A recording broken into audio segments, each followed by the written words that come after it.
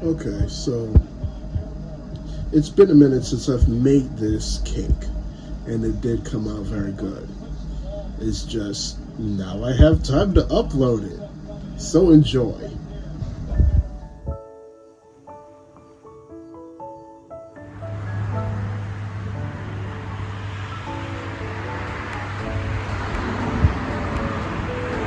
What's up, everybody?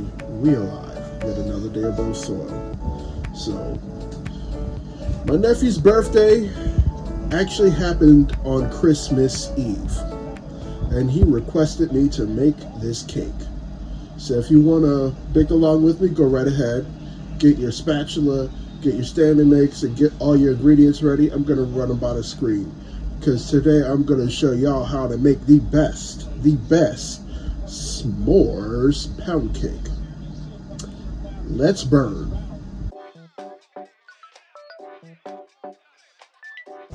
All right, y'all, it's time to run by the ingredients that y'all gonna need for your s'mores pound cake. Now, before we begin, I must definitely remind you to wash your hands. The food that we make within this kitchen is blessed. Therefore, you're gonna need to wash them hands. So we're gonna start off with our 100% wheat flour. I went to the H Mart and I love me the Gompayo flour. It's something very crisp and clean about it. I don't know what it is, but it makes the cakes that much better. You're going to need 2 cups of granulated white sugar. You'll need a cup of light brown sugar. You'll need half a cup of cacao. You'll need some sea salt. You're gonna need some pan for your butt pan. Some fluff. That's gonna be. I'm gonna make a fluff glazé. And then, of course, you're gonna need some distilled wine vinegar and milk for your buttermilk. You'll need some crunched up graham crackers. I'm actually gonna make a little bit of a ganache with some semi-sweet dark chocolate morsels. Baking powder. You're gonna need teaspoon of that. Some espresso, a teaspoon of that. That's going to make the cacao pop. And you'll need 6 eggs. I forgot to bring the vanilla extract over here, but you're definitely going to need some pure vanilla extract because imitation vanilla is not real. But anyway, these are the ingredients that we go use for our s'mores pound cake. Let's get started.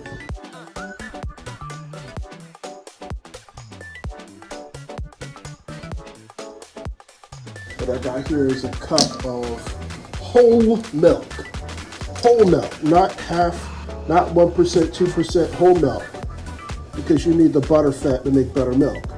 And to that, I'm going to add a tablespoon of white distilled vinegar.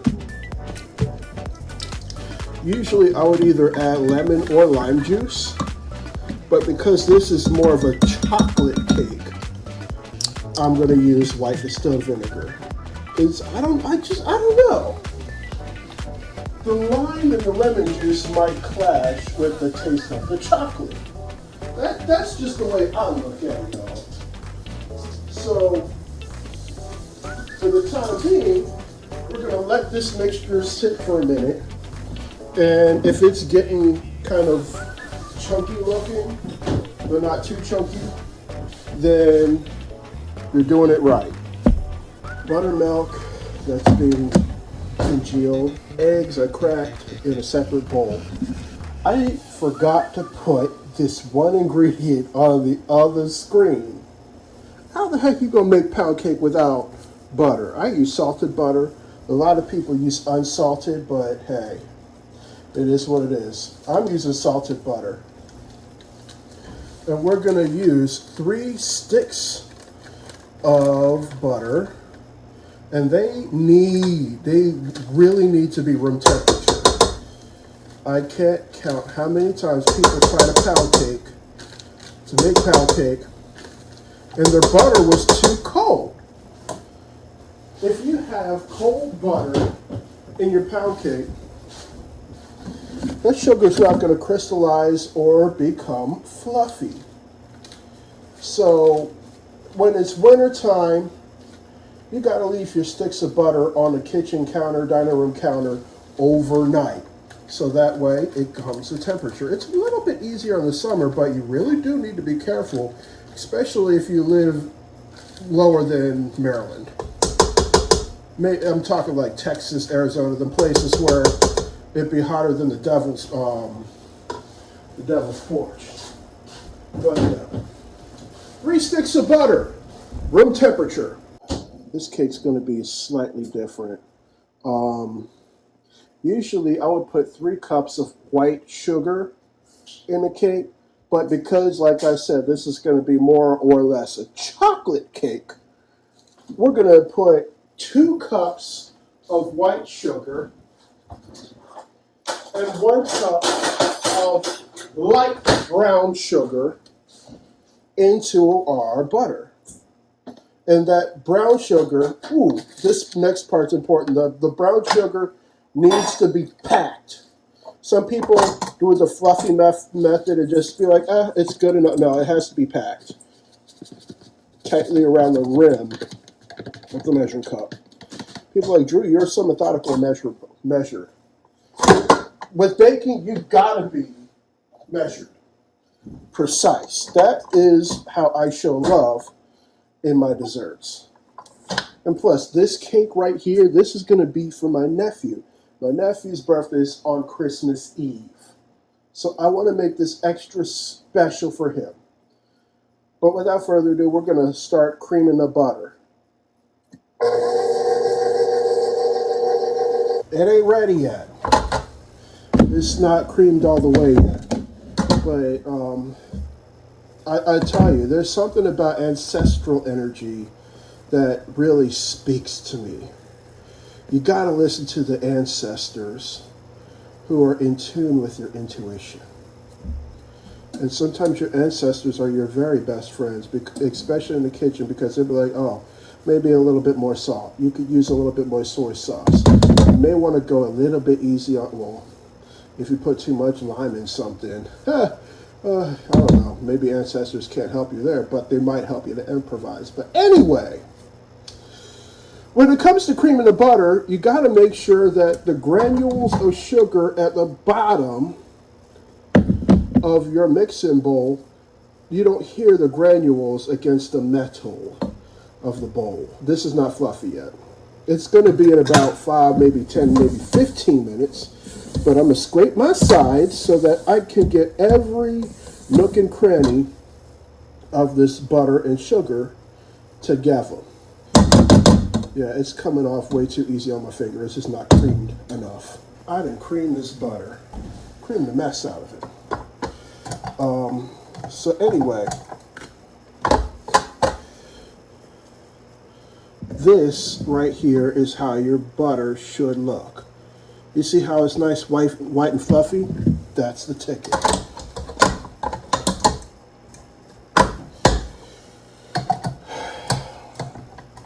Put this back on here, and then one at a time, you add your eggs.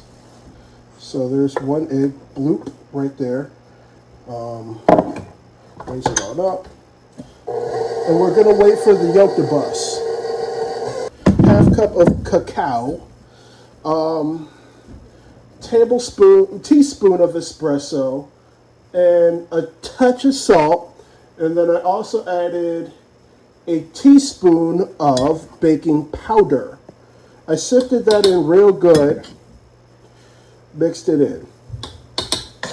We're going to add our dry mix little by little, and then mixing it in with the egg.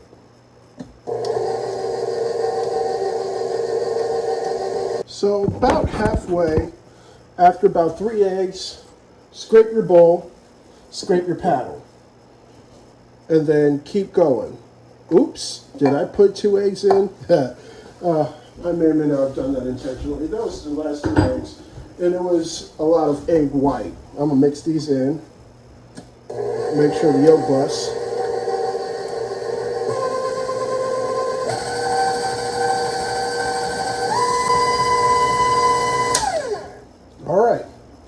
things are looking good. I got all the eggs and the dry ingredients incorporated. Now I'm going to add my buttermilk.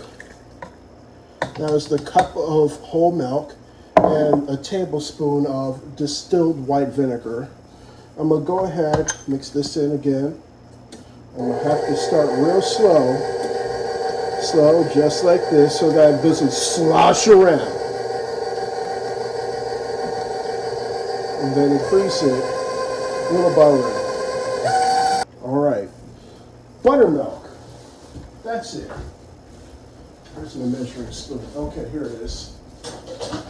Once again, I am not using imitation vanilla because imitation ain't real.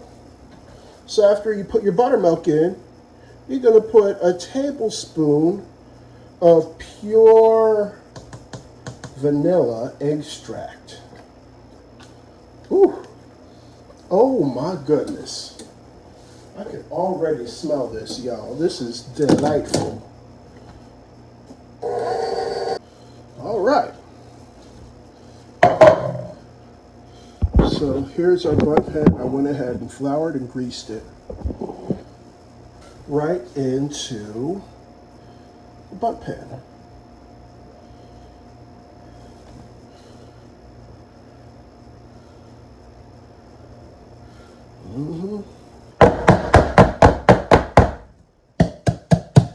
Okay, we're fixing to get these air pockets out.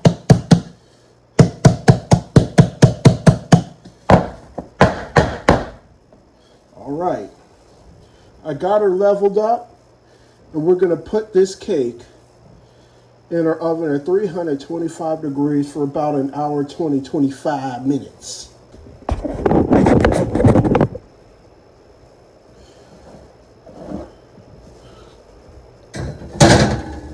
And make sure this pan is at the bottom.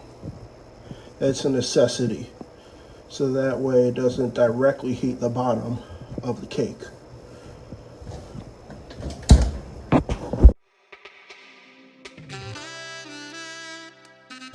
All right, y'all. It's time to take this cake out the oven. Oh, I swear to God! All right, while I wait for this cake to cool off for the next few minutes, I'm going to move on to the marshmallow glazé. It's going to be a little bit different than the usual glazé that I make. I'm actually going to throw this in the microwave for about, 30 minutes. Get some melted butter and a little bit of milk and some vanilla. I'm going to be playing this one by ear. I want it to be a little bit runny so that when it's on top of the cake it cascades. And then after that sits a little bit, I'm going to use some chocolate, drizzle that on top, and then the graham crackers, and then we're going to call it a day. All right, I microwave about a cup of fluff. Actually, for this hardly slow idea.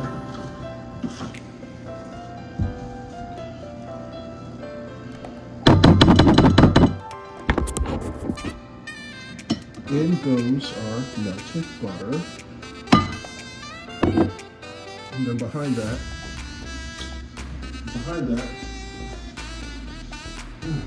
playing this one by ear once again, about a couple of tablespoons of milk. Probably need some powdered sugar. A little bit of powdered sugar. It is looking just a touch runny. Add a little bit of powdered sugar to this. See if it does anything to the consistency.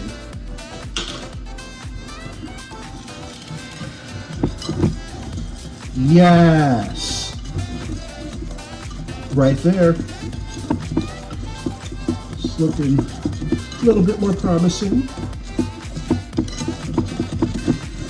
Maybe a little more powdered sugar. Chocolate sauce. All right. I've got some semi-sweet dark chocolate morsels. And in the saucepan, I've got some butter melting. I'm gonna add these morsels in here. And we don't need a lot. This is just gonna get drizzled. So, whisk a little bit, whisk this chocolate. Don't want it to burn. This should be more than enough. All I need is just a little drizzle.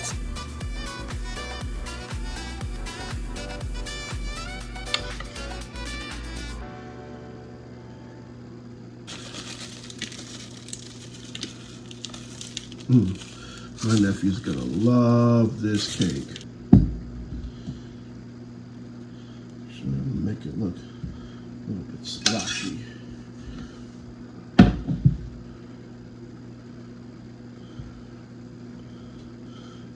And there you have it. You've got a s'mores pound cake. I did a little something on the end where I drizzled a little bit of marshmallow on it. I wanted to make it look like an explosion of s'mores. Look at this. I think my nephew's gonna love it. It's so messy, but it's gonna taste so good. Sure, why you were always in plaid. I just kept doing the same thing. I don't, just like you have 30 pairs of blue underwear. Apparently, I kept buying him blue underwear.